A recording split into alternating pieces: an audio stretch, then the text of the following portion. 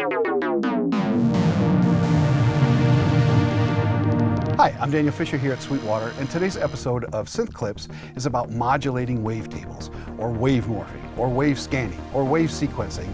There are many different ways of saying it, but depending on what brand you're using. Today I'm going to be using the ASM Hydrasynth, mostly because it has a really beautiful display that'll show you what's going on, and it has some really interesting ways of doing wave scanning.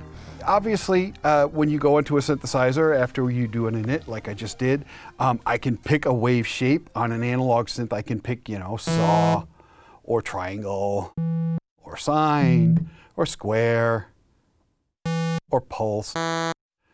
And on synthesizers that are digitally based, you can have many, many more wave shapes that typically don't have standardized names. It's usually just whatever name they haven't used yet that they can come up with is what they name all these other waves besides those geometric waves.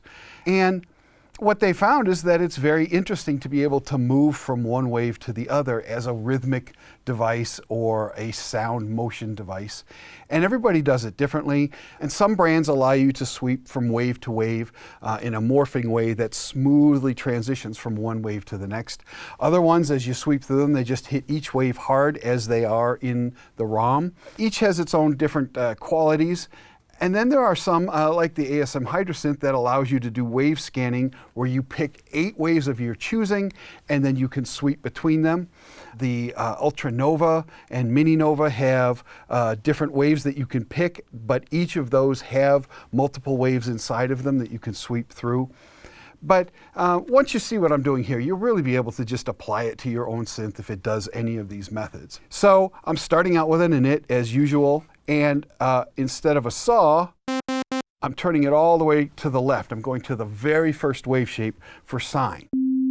And in this particular case, all I'm going to do is the equivalent of turning my wave knob, which lets me hear all these different sounds.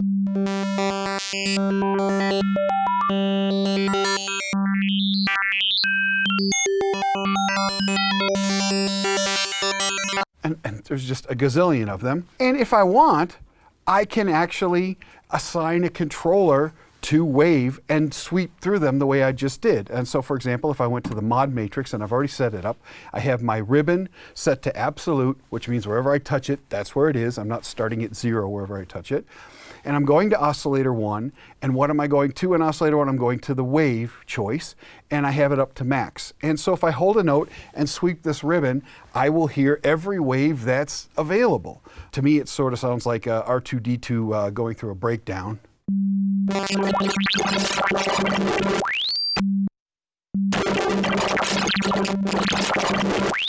And if I do it slower, you can actually hear each of the waves.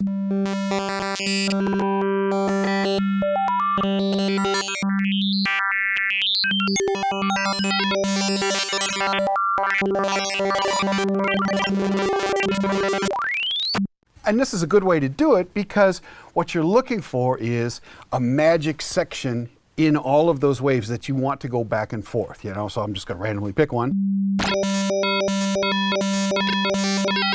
And if you assign a controller that moves within that depth, it's going to just sweep between those waves. Like I said, it's not a beautiful, beautiful sound because you're chopping from wave to wave to wave. And there are other ones that I'm going to show you that morph between the waves, which can be a little smoother. But this is definitely a way of creating an interesting sound.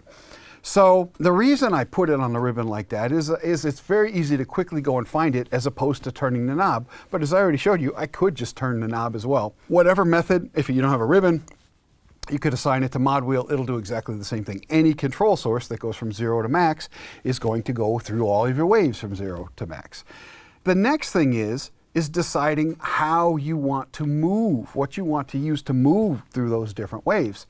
And like I keep stressing, it really doesn't matter whether you're using an envelope or an LFO or aftertouch or velocity or the mod wheel or the pitch wheel or anything that goes from minimum to max. The end result is going to be the same if you set it up the same way. So now I'm going to assign LFO1 to sweeping through the waves instead of the ribbon. And it'll basically do the same thing, except now it'll be automated instead of me having to do my hand back and forth. Because I'm going from sine wave at the very lowest all the way to whatever wave I want, I'm going to use a unipolar wave. And that's important because if I go negative, it's just going to be stuck or pinned on sine for a long time until it comes back above 0. So I don't want that. So instead of LFO1, I'm using what they call LFO1 plus, which is the ASM's way of saying it's only unipolar. It only goes above 0 and comes back to 0. It doesn't go from below to 0 and above and back. So now, with the depth set at 0, I should just hear sine wave, which I do. And as I turn the depth up, you're going to hear it go from just the sine to the next wave and back. And as I keep making the depth more, it's going to slowly start sweeping through these waves.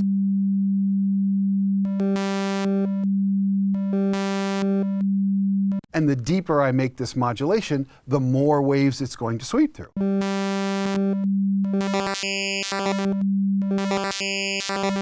Now, even though the LFO speed is the same in all of these cases, it seems like it's sweeping through the waves faster. Why? Because I have more waves to sweep through. So you're hearing each wave for a shorter period of time. So because of that, when you start making the depth of sweeping through the waves greater, you might want to slow the LFO1 down. That's your call. So I'm going to turn it up more. And now watch what happens as I slow it down.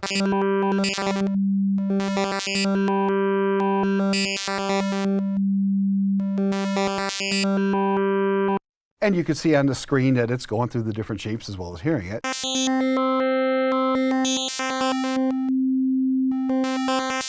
So now we're going to talk about choosing different LFO shapes. And what that's going to determine is how the motion of sweeping through the wave goes.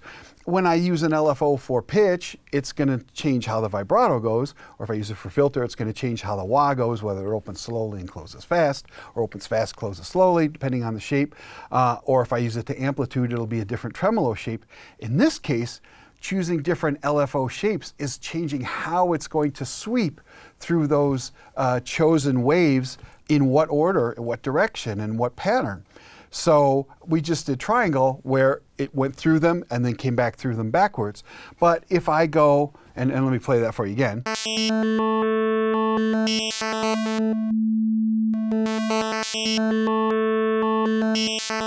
So you can definitely hear it going all the way to the end, then turning around and coming back, and then turning around and going forward again. That's because a triangle wave is a bidirectional wave, and it's exactly the same climbing as it is falling. It's the same angle. But now if I go and choose a different shape, okay, so let's use a sawtooth up. Now, using a sawtooth up, it's going to go up, which climbs through the different waves, and when it gets to the top, it's going to immediately jump back to the first one. It's not going to go backwards through the list.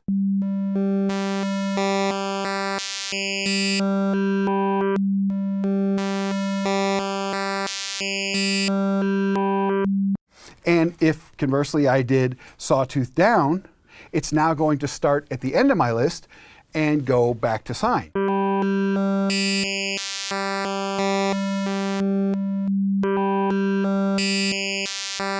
If I were to do square wave, it's simply going to ignore most of the waves in between. It's going to do the lowest wave and the highest wave and go back and forth.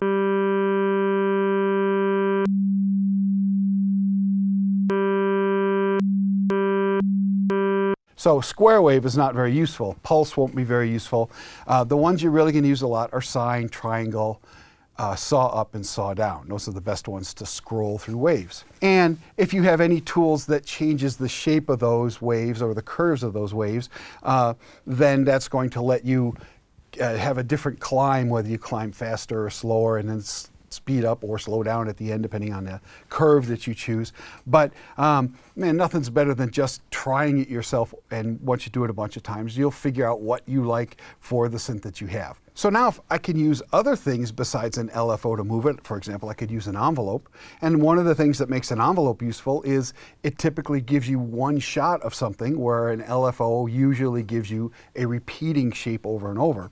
Now the Hydrasynth, it's actually kind of cool. One of its parameters in each LFO page is this parameter called one shot. And if I turn it on, it's only going to do its LFO shape once, which is kind of like a simple envelope. So if I set this to sawtooth up, it's going to sweep through the depth that I had set and then stop and not do it anymore.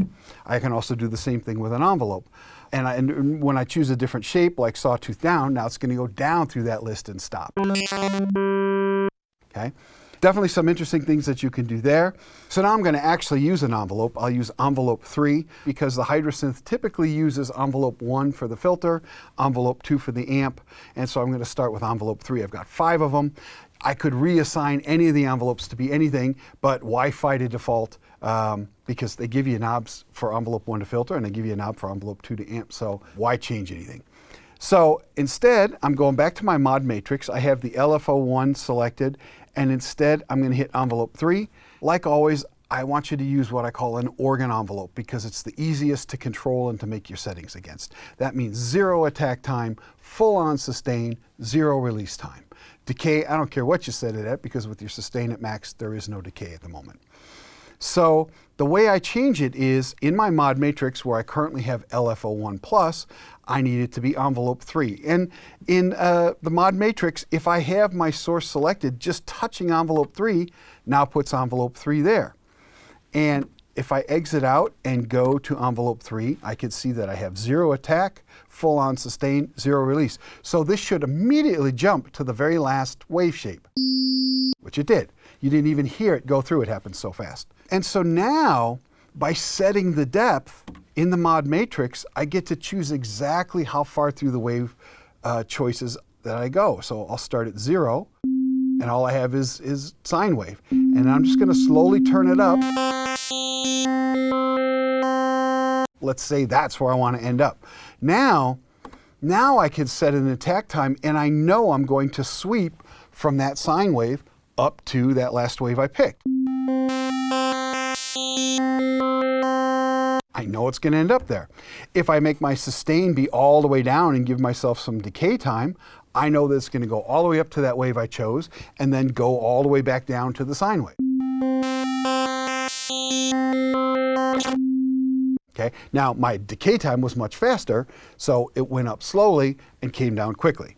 And maybe I don't want to end on the same wave that I started. So maybe my sustain should be somewhere in the middle.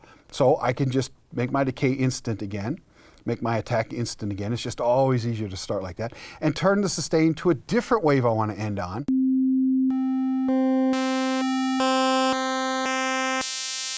Let's use that one just because it's very particular.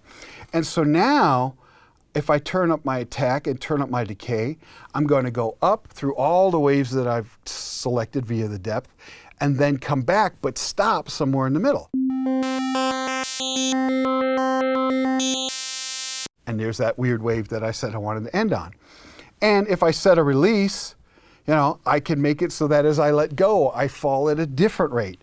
Now I'm going to have to turn up my release amplitude envelope so you can hear it happen, but here we go.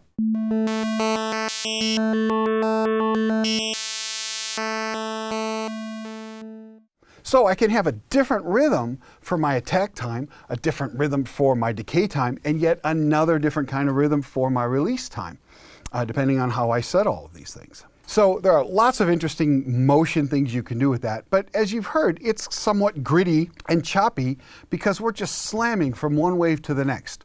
We're not blending, we're not morphing, we're not doing anything other than just immediately cutting to the next wave shape. So there's a different thing in the oscillator. Instead of what they call a single mode, where you're just picking a single wave, they have what's called wave scan. And now, all of a sudden, I can go to this, what they call the wave list edit. And they're giving me up to 8 different wave shapes. And I'm just going to just randomly go through a bunch here and try really hard to pick something not next to each other. And so now I've got 4 of them, okay? And if I go back to my oscillator page, you'll see that I now have this parameter called wave scan.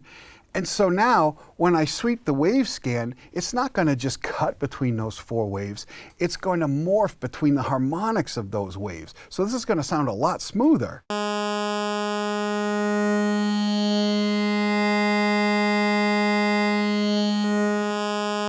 And you can see it on the screen that we're literally morphing.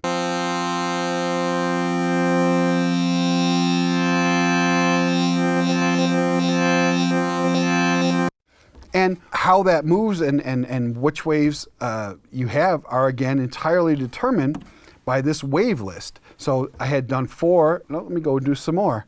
I'm going to do all 8. And there is a way to randomize these as well if you just want to use Zen. But now I believe I have what are 8 entirely different waves. And if I go back to the oscillator page and change the wave scan, it will morph between those 8.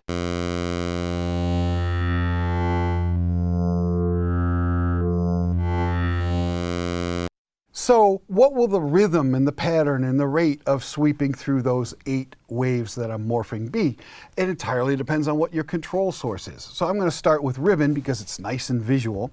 And so I go to my assignment, and once again I go to ribbon absolute plus, which means it only gives me positive values. This is always minimum, this is always maximum. Wherever I touch in between is absolutely with the value that it is in that position. It doesn't start at 0 wherever I touch, which is handy for other things. So I set that, and then my destination will be oscillator 1, but instead of wave, I'm going to choose wave scan. So with this set at 0, nothing's going to happen. And as I start turning this depth up, I'm going to sweep more and more through that list of 8 waves. And notice how much more smooth and musical it is this time. And they don't have to be in order. So when we're just sweeping through the waves, if you pick this one and you pick this one, I have to sweep through all the ones in between. When you're using the wave list, now I'm choosing 8 specific waves that I want to use, and I'm literally morphing between each of those 8, and how far and how fast, all of that's determined by the source. So I go back to my mod matrix. If I turn this wave scan up to 100%, now it's going to do all 8. If I come out, you'll be able to see it on the screen.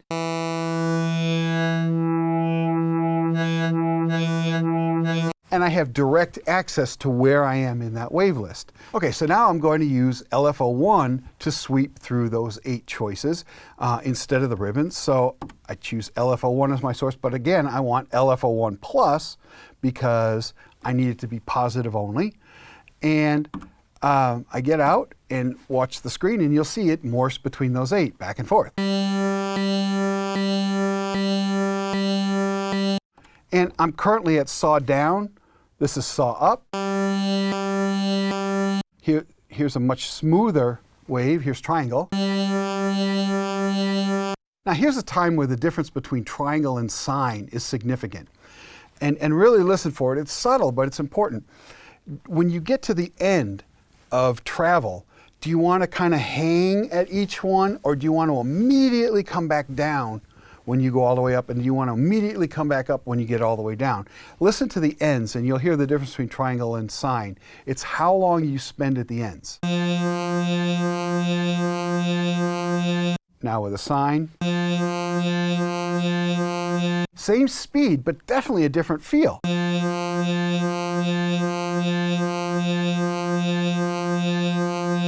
And again with saw up, saw down. And we could even, pick sample and hold for random.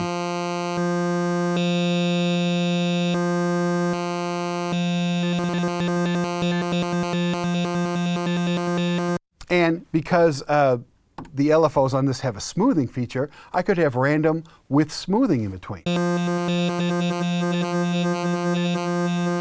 Slow it down a little bit. So now we're randomly traveling to different positions of those 8 waves, and if I set my sync to poly, each key is going to do its own randomization.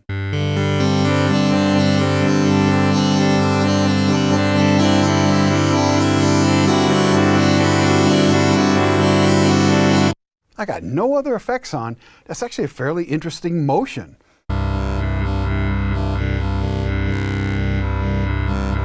And again, it's extra smooth because I put smoothing on the sample and hold. Okay, so it's just a quick introduction, but I hope that gives you a little more confidence to dive in to your own synthesizer's version of wavetables or wave morphing, or wave sequencing.